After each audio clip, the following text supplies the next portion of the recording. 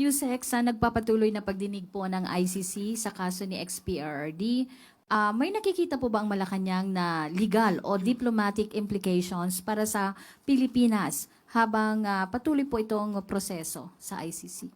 Sa ngayon ay hindi naman po nagiging issue ito dahil malamang ang makikita lang ng ibang bansa sa bansang Pilipinas ay hindi po nagtotolerate ng anumang kriminalidad, hindi po nagtotolerate ng anumang pang-aabuso. Okay.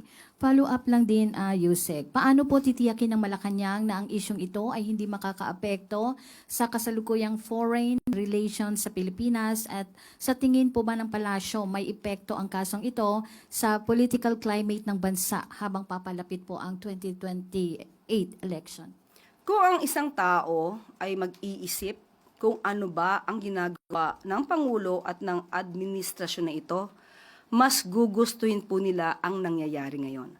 Dahil ang Pangulo umaayaw sa abuso, umaayaw sa mga feeling above the law.